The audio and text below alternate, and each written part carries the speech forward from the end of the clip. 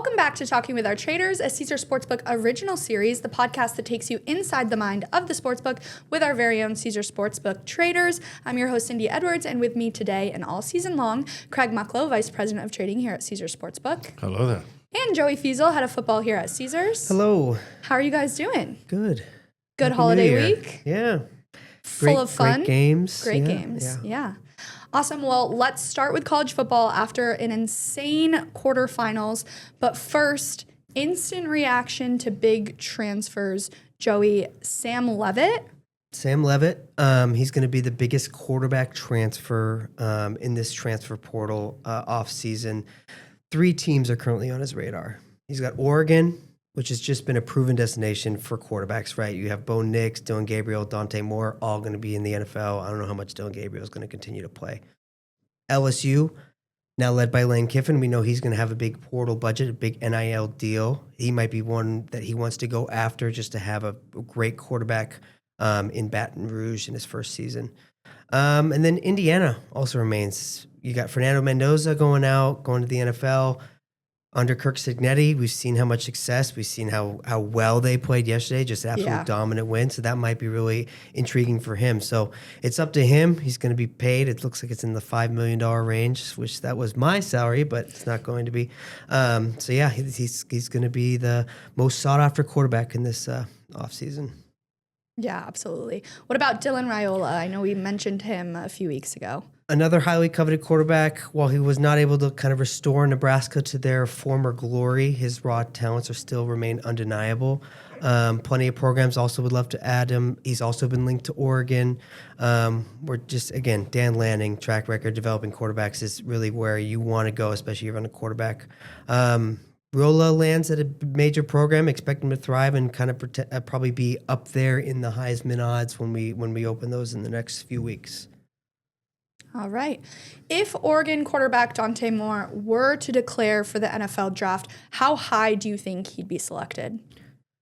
I think, there's a lot of quarterback desperate teams. I think he's easily in that quarterback 2 spot behind Mendoza. Again, coming from Oregon, we've seen that success go from college to the NFL very well in the last couple quarterbacks that have played at Oregon. You're kind of getting 2 different things. Morris has really elite arm talent, accuracy, poise under pressure, but you're going to get the Oregon thing where he checked down a lot. Even if we saw the game yesterday, they tried to do screens all day long, which might stop some NFL teams from looking at him. And just kind of limited experience, right? It's just a couple years at Oregon. Mendoza, we've seen just how well he's played in high-pressure situations. A lot of big games they won. Even yesterday's game just played absolutely lights out. He's more a safe option, whereas Moore has that high variance. Could be really good, could be not so good. So, Gotcha. Craig, thoughts? I think this is a weak quarterback class this year. Yeah. Probably top 10. He will be the second of the 2 quarterbacks drafted for sure. After watching them this week, though, neither convinced me that they're going to be record breakers in their pro careers. And history shows that being the first quarterback picked in the class every year doesn't actually equate to success. Last year, Cam Ward went number 1, Jackson Dart 25. We know who's the better quarterback. The year before, Caleb Williams went number 1. Drake May went number 3. Who's the better quarterback? Absolutely, yeah. Drake May. The year before that, Bryce Young 1, C.J. Stroud 2. Stroud's the better quarterback. In 2022, Kenny Pickett went 20th and Malik Willis went 86, and I know who I'd rather have. Yeah, for sure. And then 2021 was the only time in the last 5 years where the higher of the quarterbacks drafted were actually marquee. Number 1 went Trevor Lawrence, number 2 Zach Wilson, and number 3 Trey Lance. Interesting. That was the right move. Just makes sense. Let somebody else pick the first quarterback. All right, let's get your reactions to the quarterfinals. Bama lost, Georgia lost, Ohio State lost. Pretty freaking insane. Let's start with the Cotton Bowl. Number 10 Miami beat number 2 Ohio State. Guys, what are your thoughts there? Very surprising to see Miami play that well, and they certainly proved they belong, right? It was just a few short weeks, so did Miami even deserve to get in? Committee made the right decision. Defense is very stingy and Cristobal have these boys humming. Interesting, this year and last year, 7 of the teams on bye weeks lost out of the 8. So it's something we'll definitely keep an eye on next year.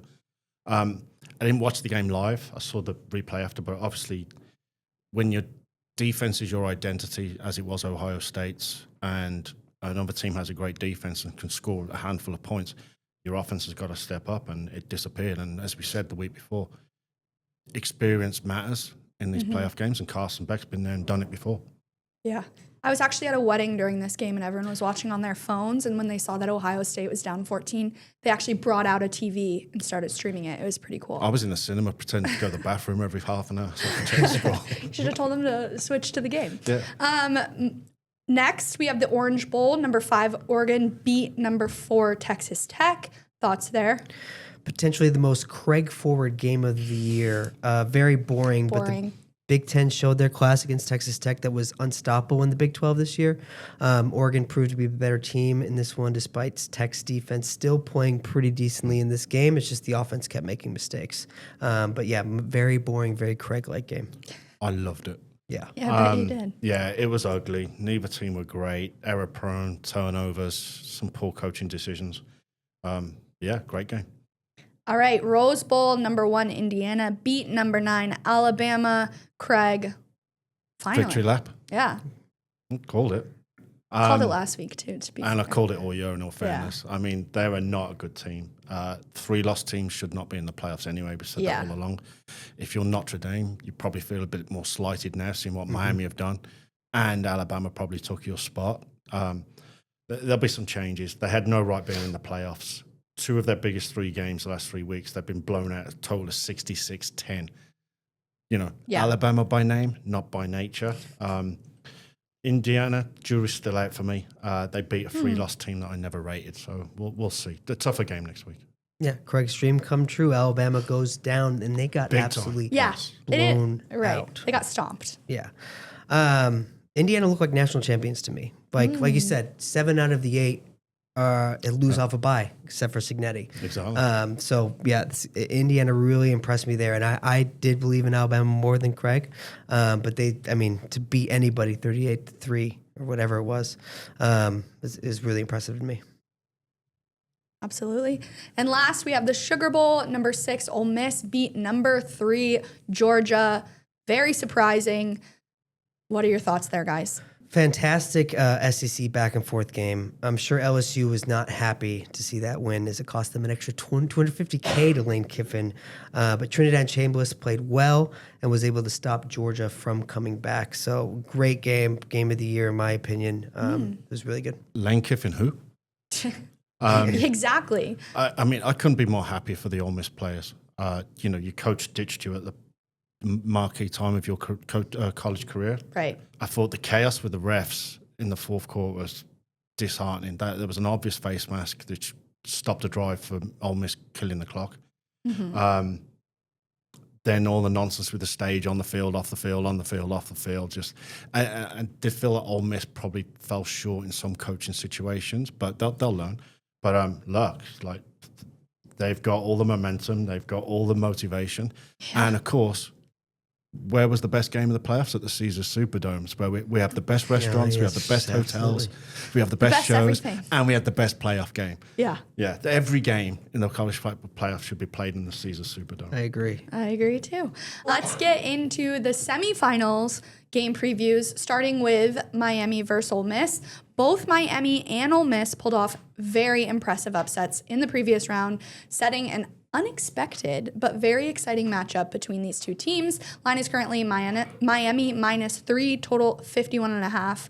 Guys, break it down for us.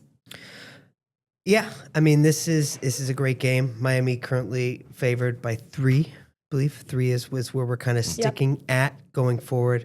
But look, Ole Miss came to play. They've proven that they can play with the big boys. They don't need Lane Kiffin. The new coach is playing just as well. The offense didn't look like they took a step back. We're talking about Trinidad Chambliss, who played in D3 last year, looking like my high. If I was going to take right now Trinidad over Mendoza, I think I might even go. No-brainer. Yeah. So this is going to be a really competitive game. Miami's to be able to shut down Ohio State like they did, absolutely incredible. Yeah. So I'm most looking forward to this game more so than the other one, even though that one's the rematch. But it should be a very good back and forth game, and we'll see what will step up more. Will it be Ole Miss's offense, or is it going to be Miami's defense? Because I think that's what's going to come down to. What's the best conference in football? Big Ten. Yep. And again, we'll have another Big Ten team in the final for the third straight year. And it shows the Big Ten, when they're not playing each other, the Big Ten are 9-4 in bowl games this year in the CFP. SEC is 2-6. It tells you which is the best conference. And whoever comes out of Oregon, Indiana is going to be a heavy favorite. Yeah. All right, moving on, Oregon, Indiana. This year's matchup will be the first game between two teams from the same conference in the Bowl's 58-year history. This matchup, though, marks the second meeting of the season between Indiana and Oregon after the Hoosiers earned a 30-20 road victory back in October. Line is currently Indiana -4. Total is 47.5. Joey, who do you like? I like Indiana here. Yeah. I like Indiana to get it done. I know they're going to be heavily bet, but again, to me, they look like national champions in this previous game. Oregon, I think what we got was just the Big Ten flexing their muscle against the Big 12, which probably wasn't that competitive, right? It was between BYU as that second team in the Big 12. I don't think they were that great. I think just Texas Tech was just that much better in the Big 12. Again, yeah, these teams played, if you look back at that first game they played, Oregon was a 7-point favorite that was in Autzen Stadium. Cignetti absolutely flexed there, beat them by 10. It's hard to beat the same team twice, but if there's anybody who's going to be able to do it, it's going to be Kurt Cignetti, which good on Indiana. They found a diamond in the rough. The guy's like 70 years old. He's just absolutely just lights out. He's so zoned in on the sideline anytime you watch him, and it's just something you love to see. It's like seeing Coach Belichick in his prime at the Patriots. I'm sure Craig doesn't want to hear that, but I think it's Indiana all the way. I don't see Oregon having enough to kind of fight back against this really tough Indiana team. I thought Oregon would have a hope, but then the more I look back and think about it, they just were not great against Texas Tech. Too many mistakes, but they can do it. They're well coached. I just think Indiana's probably the better of the sides here. Yeah. All right, let's get into our picks of the week. Not many games to choose from, guys. No, some pickings. But let's get through it. Favorite game to go over? Like Ole Miss, Miami to go over 51.5. I do think Ole Miss offense wins here. Yeah. Miami's defense has played very good, but I just think that the Ole Miss will have enough tricks up their sleeve to kind of keep the pace going, keep it going faster. And yeah, that's. I mean, it's slim pickings. I don't love it, but I have a terrible feeling we're going to agree on every pick. Miami Ole Miss over 51.5 for me. Craig's nightmare. Favorite game to go under? Illinois State, Montana State under 56.5. It's in Frisco, Texas for the FCS championship game. I know if Montana State can play good defense, Illinois State's probably just a weird team of destiny how they got in this spot. So I'm going to take the under in that one. I almost went that one, but I'm going to go Oregon, Indiana under 47.5. All right. Favorite team to cover the spread? As much as I hate it, as much as we're not going to need it, I like Indiana to cover the 4. Yeah. As much as I hate it, and I know we're not going to need it, Indiana -4. Yeah. Upset of the week, if any. There is. The Ole Miss. Yeah. Yep. Ole Miss plus 155 against Miami. It's going to be a great back and forth game, but give me Ole Miss in this one. Craig, any weather worth mentioning? Both semis are indoors, so no. Right. But the FCS title game's on Monday, and there's nothing to concern ourselves about the weather there. All right, moving on. Let's get to NFL. Final week of the season, guys. Oh. Time flies when you're having fun. Yeah. Were you having fun? No, but we try to. It's stressful, and you're busy, and you look up and you go, oh my God, it's week 18. Yeah. And then we'll get to probably the third week of February, and we'll go, I've missed football. Absolutely. Oh, yeah, for sure. This is Yeah. the second week of February, and I'm like, gosh, I don't want to watch basketball. Well, let's start with a quarterback rapid fire. Where will these quarterbacks play next? Tua. Behind the Dolphins starter. Too much dead cap for a trades last release. I disagree. I think they're cutting him. Cardinals. Ooh. Cardinals. Okay. Speaking of, where will this quarterback play next? Kyler Murray. New York Jets. It's where I was leaning. I got 2 going to the Jets. I'll get one of them right, I think. So where do you think he's going? The Jets. All right. Joe Burrow. Cincinnati Bengals. I think he stays. He doesn't leave. No. Yeah. Geno Smith. He'll be starting for the first couple games on the Raiders opening season where they go 0-3. He'll be on a beach in St. Lucia enjoying retirement. Malik Willis. Cleveland Browns. I hate it, but I feel like it's where he's going. I had this as a Jets as well. I just think the Jets will take one of those 2. Yeah, probably. Kirk Cousins. Remain on the Falcons. He ain't I going agree. Yeah. All right. Lamar Jackson. Ravens. I'm not buying these rumors. 100% it's the Ravens. There's Yeah. no way they're letting him go. Yeah. Absolutely. Fernando Mendoza. Your Las Vegas Raiders. I agree. Poor guy. He's probably going to apply for a 19th year of eligibility. Yeah, he might Wait as until well. a decent team goes 1. Hey, at least the city's great, right? What are some of the most interesting bets we're seeing come in as we head into this week 18? So not necessarily bets in detail, but there are a number of angles when you get to week 18. So obviously we're all over the injury news, who's playing, who's not, who's resting. Incentives? Do incentives That was come my into next play? thing. Oh. Yeah. Off the top of my head, Hunter Henry needs 5 receptions and things like that Yeah. for a ton of money, and they're playing the Dolphins, so they'll just feed him. The first 5 passes will go to Henry and then sit him. And then obviously you've got there's one I kind of like that we haven't seen any bets yet, but it's something I'm definitely going to pursue this weekend is all these backups or third-string quarterbacks or rookies. I think the kid for Indianapolis is going to start over Rivers. I like the defenses to score. And I think Right. there's value in those. And you know I love a defensive special teams touchdown. Absolutely. Yeah. Sure do. So plenty of angles. And there's obviously seeding as well. So Yeah. we'll get to it, but like somebody wants to play the winner of the Bucks and Panthers. Okay, so let's fall into the 5 seed. Yeah, take the point. easier route. Good point. All right, moving on. Will Myles Garrett break the single season sack record this week against the Bengals?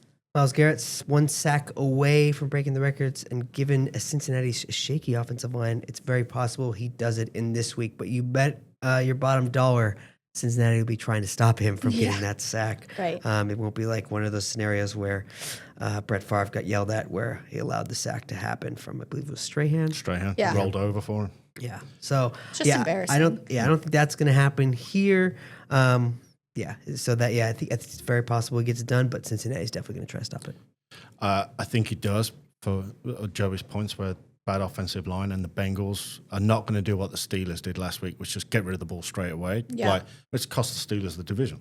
It doesn't really matter. The Bengals got nothing to play for, so he'll sit back, wait for the receiver to get open, and Garrett will get his thing. But I think there should be an asterisk because 17 games and they should have. I was going to ask Yeah. if you believe that taints the record. Well, they should have different records for. You got the record like the Dolphins went undefeated in a Post. 14 regular Yeah. season. You know what I mean? Yeah. So there should be certain things to say. Look, he did it all average out there. He got X percent sacks per game. He did it in 15 Yeah. games Yeah. or something like that. Yeah. Right, fair enough. The NFC North champion Chicago Bears will face the eliminated Detroit Lions this week. Was Ben Johnson the only reason why the Lions were so successful these past few seasons? Ben Johnson was certainly part of their success, and he really got the offensive humming. But the reason, and it's the reason he was the most coveted coach in the market in the offseason, right? Everybody wanted a piece of Ben Johnson. But I think the Lions also made a lot of kind of building blocks to get to that point, right? The Jared Goff trade, which allowed him to get so many draft picks when letting Stafford go to the Rams, getting a bunch of difference makers, Amon-Ra St. Brown, Jameson Williams, Jahmyr Gibbs, Aiden Hutchinson. This team took a while to build up, right? Because the Lions just used to be just an afterthought. We thought of them as a bad team. So while his presence was certainly missed this season, I don't think that he was the main reason for that much success that the Lions have had. I mean, you have success, then you get a tougher schedule, right? Something the Patriots are going to learn this next year. Or a schedule. Yeah. Yeah. A schedule. A schedule, yeah. Did he contribute to the downfall? A little bit. Is he the main reason? No. We saw it with the Chiefs. Good teams get harder schedules. They have off years. The Lions will be perfectly fine next year. Then there were some decisions about Campbell calling the plays, which Joey correctly called and decided to fade the Lions. But also, the Bears are champions because they got extremely lucky in a number of games. Yeah. Right. I mean, we're talking Packers Bears this weekend for a division title if the wide receiver gets the onside kick. Just a whole slew of lucky things happen for the Bears. And I don't think their playoff run will last long. You think a one and done? Yeah. All right, well, we will get to that later in the season. There are 3 rookie quarterbacks back-to-back games of 300-plus yards and 0 interceptions since 1970. Joe Burrow, Dak Prescott, and Tyler Shuck. Have the Saints found their franchise quarterback? He is currently tied with McMillan for Offensive Rookie of the Year and was named the full-time starter in Week 9. I'm not sure that Tyler Shuck is the man. The back-to-back games were the Titans and Jets in a meaningless part of the year where both the teams were phoning it in and looking to rebuild while the Saints are actively in the rebuild and trying to find out if Tyler Shuck's the guy. It is impressive with the numbers, and I think there is positive for the future with Kellen Moore. I think Kellen Moore is a brilliant offensive mind, and it's obviously has worked thus far, and he doesn't look terrible out there. And he has faith in him, and that's why he drafted him. But I'm not quite sold yet. Again, it's going against teams that are really just phoning it in a meaningless part of the year. So the stats put up is not that impressive. If it was in the first couple games of the year, that'd be different. Or against really tougher teams that are really trying to win for a playoff, it would mean quite more. So we'll see how he comes out in this next year. See if he is the starter. See if he is the guy going forward. And we'll see if them being able to break down the tape and break down Kellen Moore's scheme is going to hurt them in the first couple games of next year. I hate those stats. And that's why I never have the volume on the broadcasts. It's just to create content. Like he's the first player to record 10 yards receiving when the temperature's below 0 in a dome stadium on a Tuesday. Please. I mean, come on. He did it against the Jets and the Titans, for crying out loud. To Joey's point, I'm not convinced Kellen Moore's the guy, but he is an offensive guru. I think he's probably better suited as an offensive coordinator. I love the Saints. I love their stadium.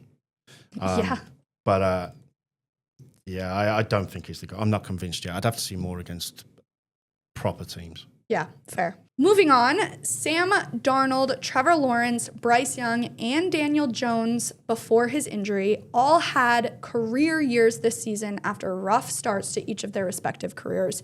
Who do you think is the next quarterback to emerge into a star? I think Craig and I might have the same answer here. Malik Willis, I think, is the next star to emerge from the Ashes. Been a career backup. He did start briefly, I believe, for Tennessee. Yeah. But he's played really well for Green Bay. And even in this past couple of years, I think he's just gained the tools. And it might be just because he's under the system. I used to joke about him and calling him a poor man's Lamar Jackson because he did go to Louisville as well. And he just was never as talented. But he certainly looked absolutely impressive every time he's played the field this year. And I think there's definitely noticed everywhere in the NFL that he has played well. So he's going to get a shot next. And I think he has all the tools and all the kind of information that he's gained in Green Bay and in Tennessee to improve and take the next step and maybe be the next Sam Darnold. Yeah, I liked him at Tennessee as well. I have Malik Willis, but I also had Mac Jones.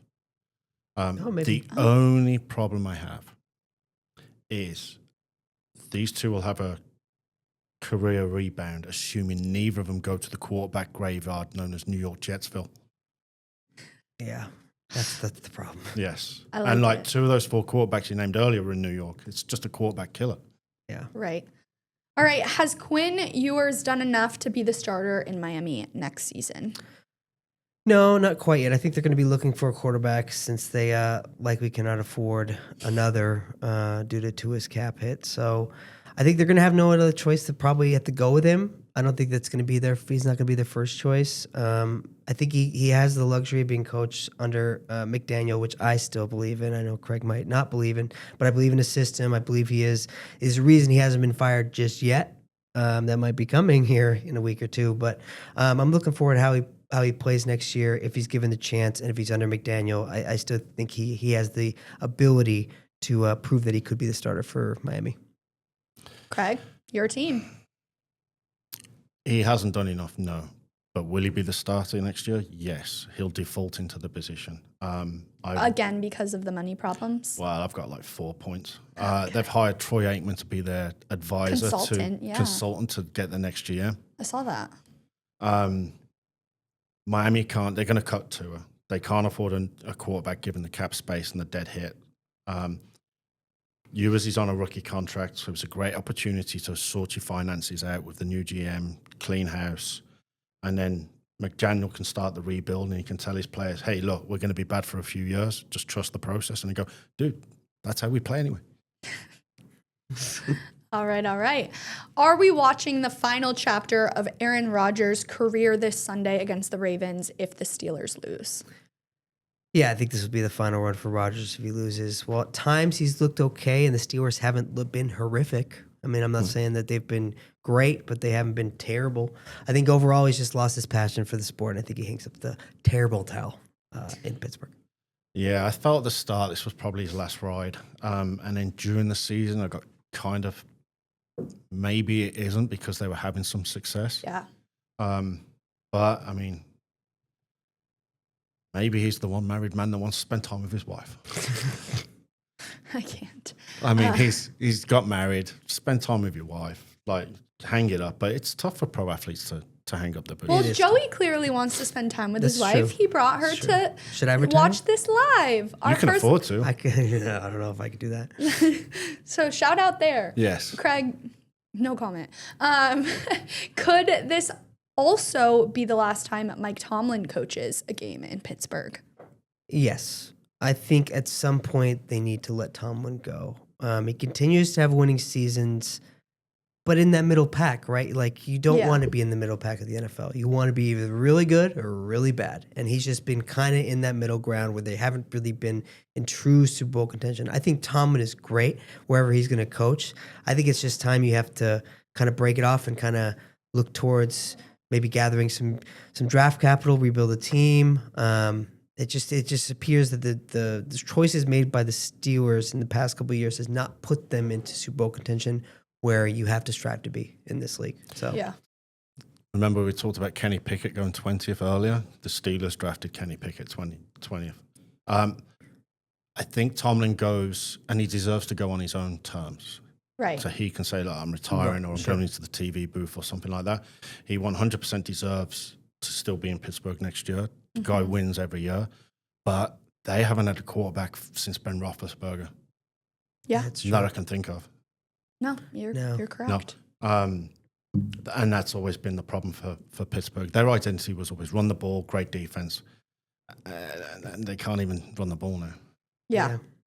All right, let's get into our game preview, starting with Panthers-Bucks. Winner of this game wins the NFC South and makes the playoffs. Line is currently Bucks -3. Total is 43.5.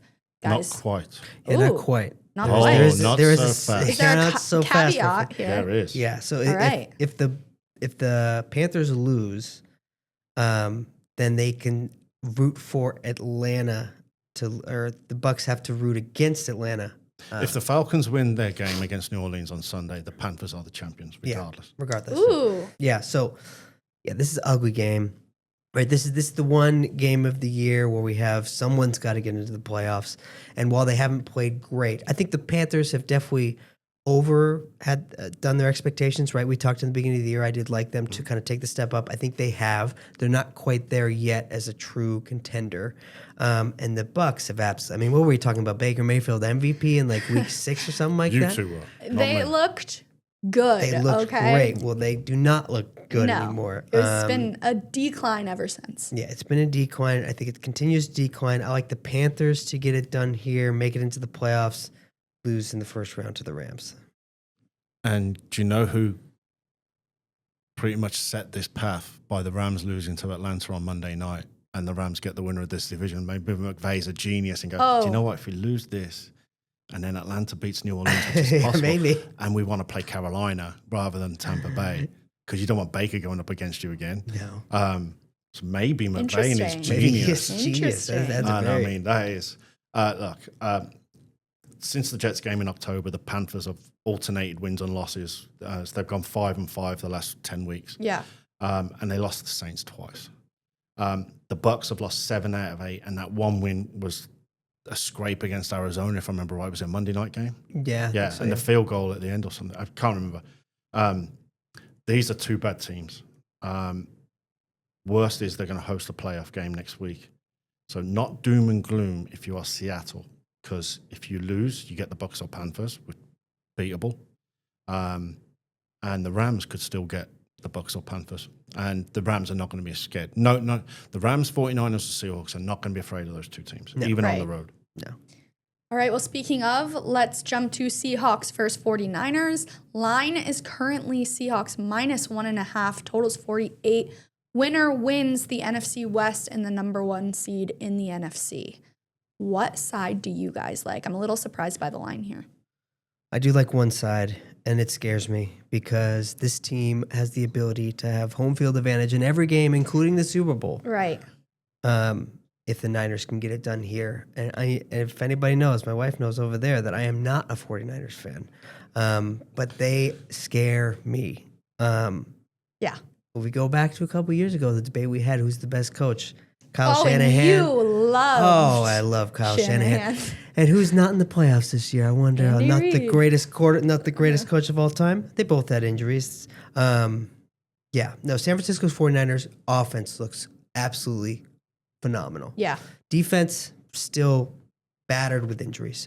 On the other side, Seattle defense looks phenomenal. Those guys are the stingiest defense in the league if you watch them play. They still got Sam Darnold. And do I believe Sam Darnold can be clutch in clutch moments? I don't think he can. So 49ers by 1 billion, and I hope I'm wrong. Yeah, I'd actually agree there. Craig? So Monday night when they're going up and down the field and scoring points and customers are just winning millions off us, it's like, this is a great night for customers. My next door neighbor texts me and goes, oh, what a game. This is great. Oh, the one with the 49ers sign? Yeah. And I said, you could have just won 3-0. Then it turns out he's a season ticket holder at 49ers, so he's at the game. So then he invited me to this game this weekend, and I'm like, I know, I have to work football days. So as much as I would like to go, I cannot. I am the opposite side. I think Sam Darnold can do it in the regular season. I think they will lose probably first or second round in the playoffs, and he'll have a nightmare like he did with the Vikings last year. Mike McDonald is 14-2 on the road for the Seahawks in the regular season. That's impressive. That is. And like everybody says, Seattle's the biggest home field advantage, but they're better on the road under McDonald. The 49ers literally cannot stop anybody on defense. I mean, 11 traders could probably score a few touchdowns on them. It's a revenge game for the Seahawks after the week 1 loss at home. I make Seattle 2-point favorites. The line's 1. I'm the opposite of Joey. I don't think it's 1 billion, but I think, unfortunately, I think it's going to be a lot of points again. Probably. And the highest scoring ref has the game. Yeah, that's funny. Sam Darnold's in the same scenario he was last year because it was Detroit Vikings, right, to decide the 1 seed for the NFC. It's incredible. But yeah, he wasn't clutch last year.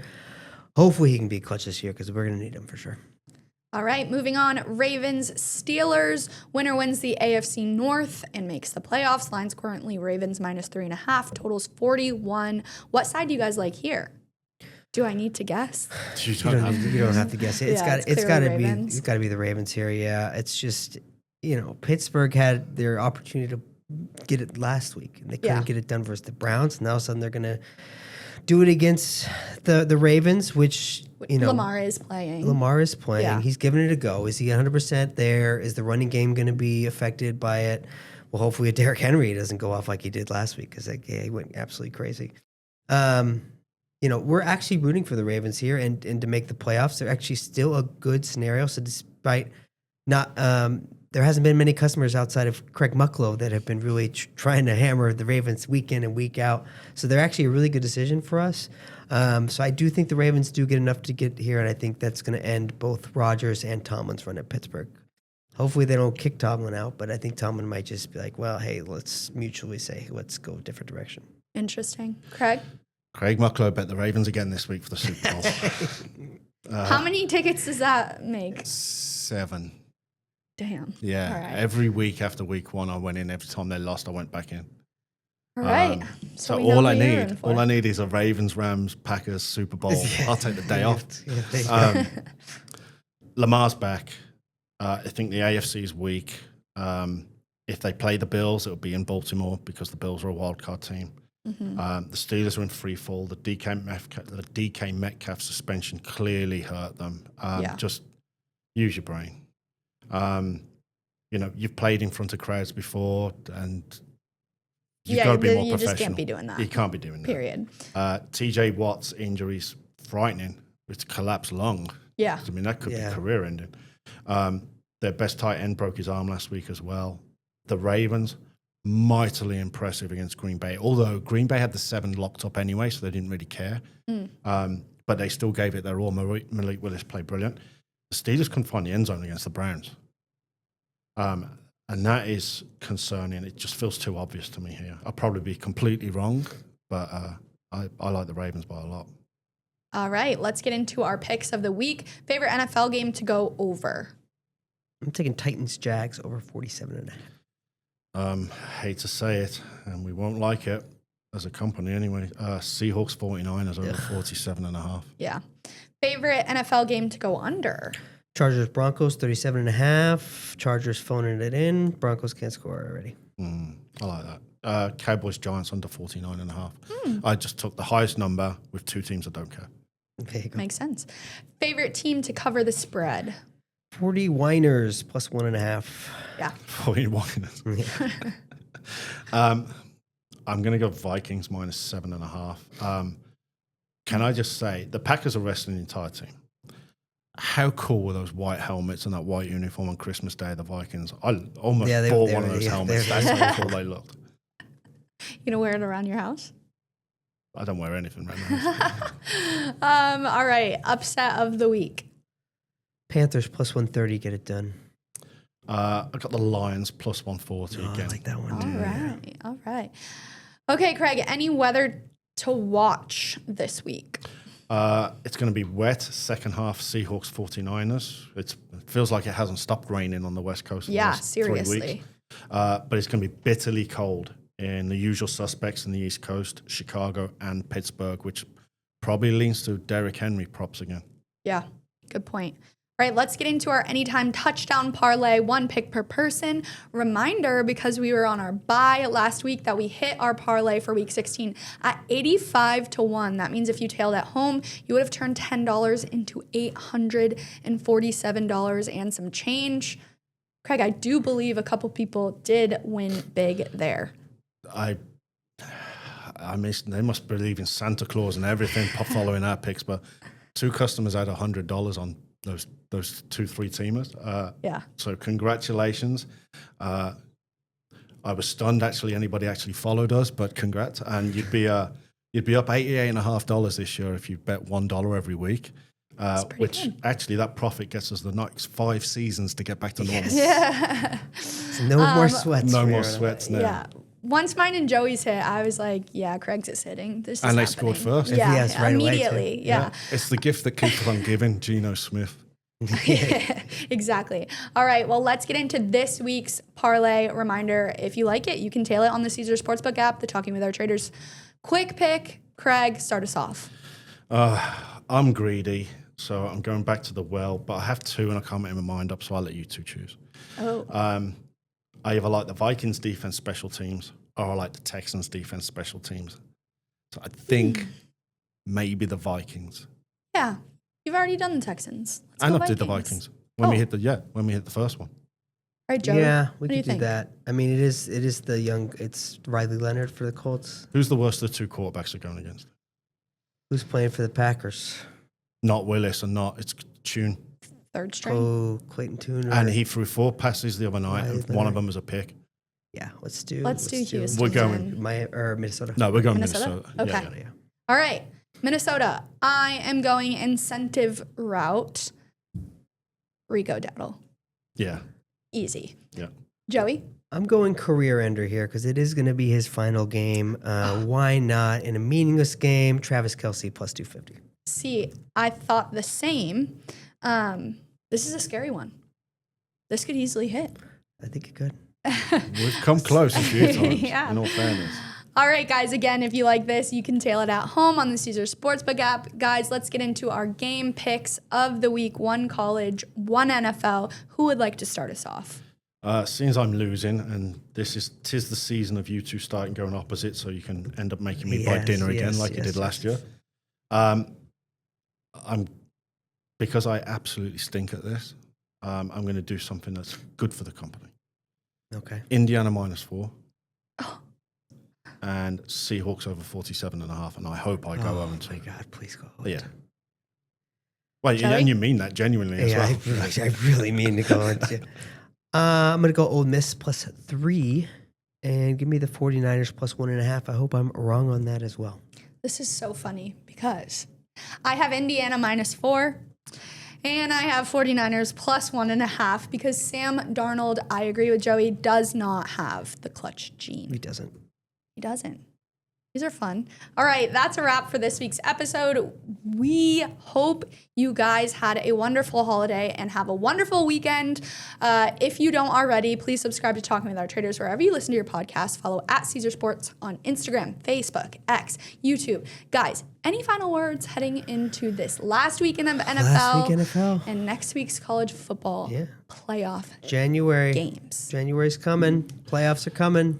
Meaningful games. We're excited. Yeah, look, on behalf of everybody at Caesar Sportsbook, have a happy, safe, and healthy 2026. Yeah. First episode of 2026 is a wrap. Bye. Books. All right, Bye. bye.